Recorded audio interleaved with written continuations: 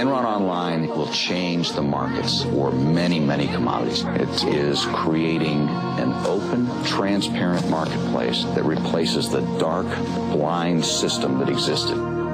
It is real simple. You turn on your computer, and it's right there. That's our vision. We're trying to change the world.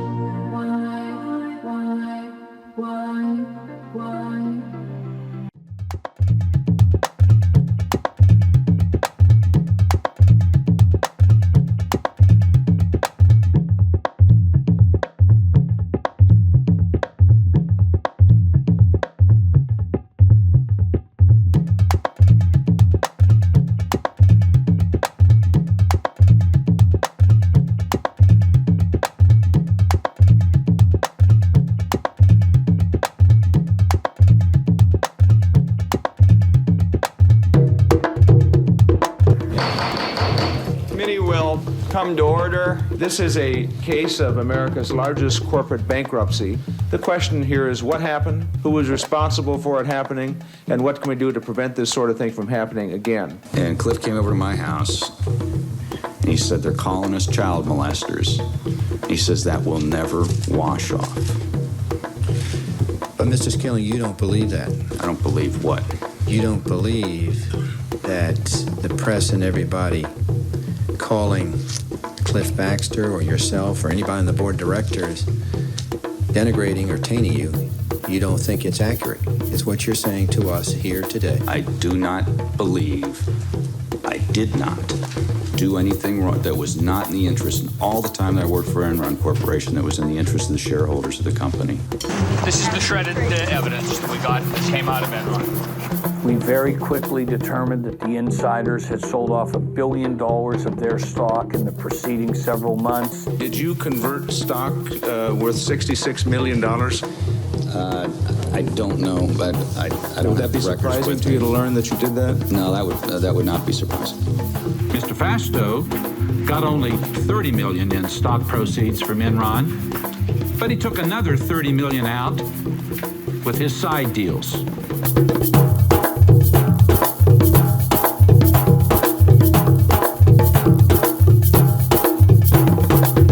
What answers were lost in the torn documents? 20,000 employees had lost their jobs. $2 billion in pensions and retirement funds had disappeared. Was Enron the work of a few bad men or the dark shadow of the American dream? Enron is a company that deals with everyone with absolute integrity. We want people to leave a transaction with Enron thinking that they've been dealt with in the highest possible way as far as integrity and truthfulness. He always wrapped himself in the cloak of moral rectitude. But there was one episode early on that raised questions about whether he was actually walking the walk.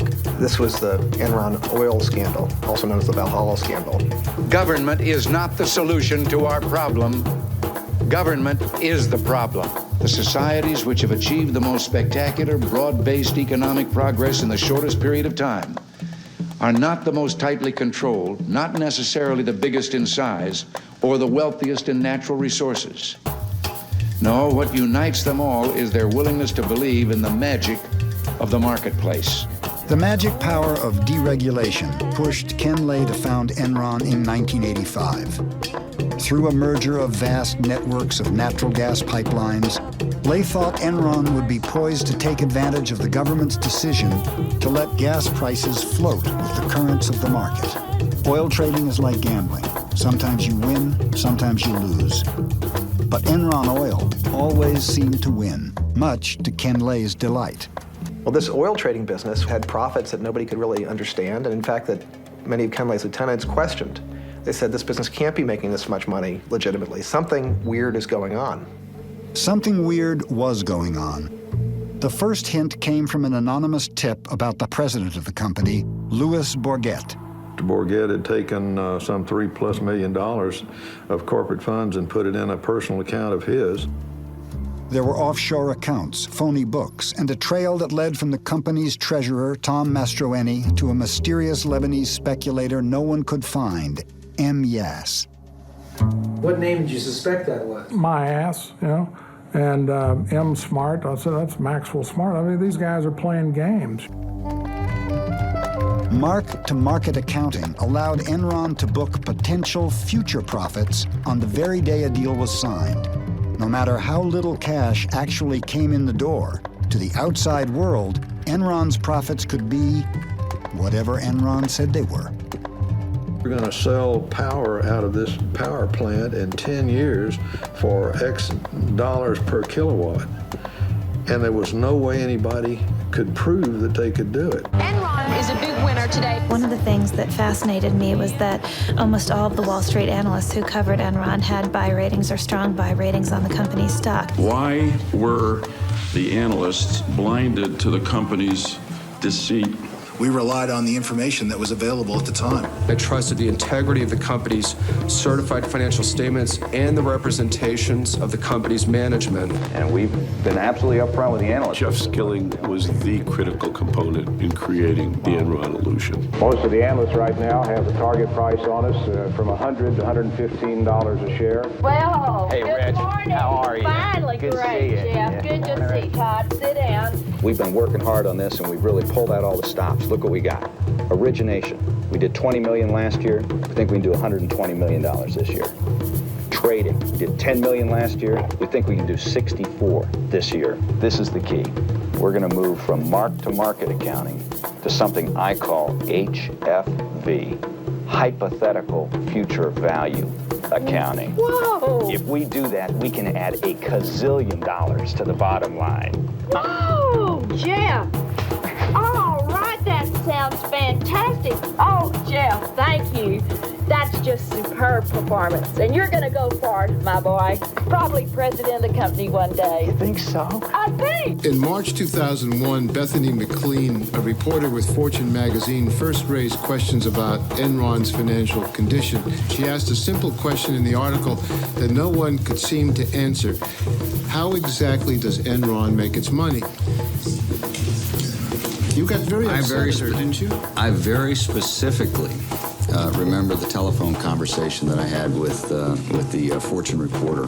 She called up and started asking some very, very specific questions about accounting treatment on things. I am not an accountant, and I could not answer them. He became really, really agitated. He said that people who raised questions like this were just trying to throw rocks at the company, and that I was not ethical because I hadn't done enough homework. And if I had done enough homework, I would understand how off-base my questions were.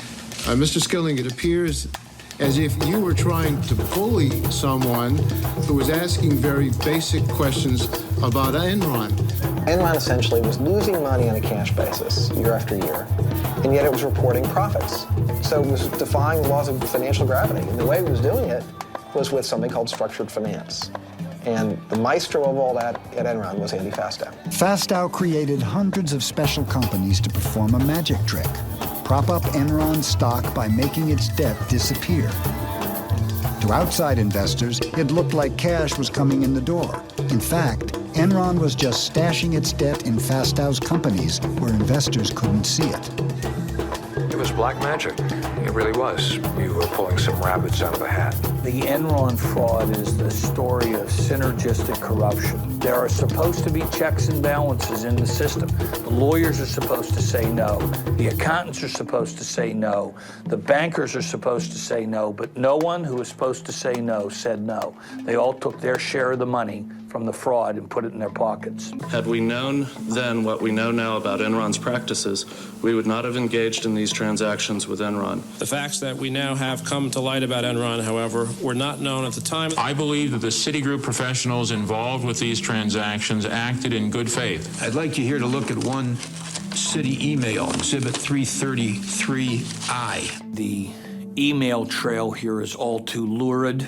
Oh, for instance, one email I remember where the banker writes, Enron loves these deals. They produce cash, but they don't have to show the debt on the balance sheet. Now, a high school student can figure out that the banks were all knowing participants in this wrongdoing. What's happening? There's a fire under the core line. It's deviated from 45 to 2100. Burn, baby, burn. That's a beautiful thing. Why did the traders do what they did?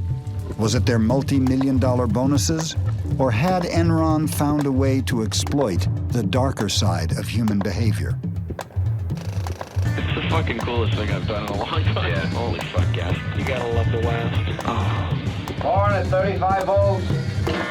During the height of Wednesday's blackout, fire crews had to free people trapped in elevators. All the money you guys stole from those poor grandmothers in California? Yeah, Grandma Millie, man. But she's the one who couldn't figure out how to fucking vote on the butterfly ballot. Now she wants her fucking money back for all the power you charged right up her ass. Tim Lay's gonna be Secretary of Energy? Get out of here, no. How great would that be for all the players in the market? It'd be great. I'd love to see Kim Lay be Secretary of Energy. Ken Lay did have easy access to the Bush administration. On April 17th, he met with Vice President Dick Cheney and strongly argued against the imposition of federal price caps in California. His view was that the federal government really shouldn't get involved. This is California's problem. And I'm saying, with all due respect, Mr. President, our law said the federal government regulates this. So it is your problem. And you make appointments to the Federal Energy Regulatory Commission. So we had a polite but spirited discussion on that. And he says, I just can't be of help to you on that. As I said from the very beginning of my administration, we'll work to help California in any way we can. And the best way we can is to be good citizens. On October 23rd, Anderson shredded more than 1 ton of paper. Despite the rumors, despite the speculation, the company is doing well, both financially and operationally. How do you answer, sir? Mr. Chairman, on the advice of my counsel, I respectfully decline to answer the questions based on the protection afforded me under the United States Constitution.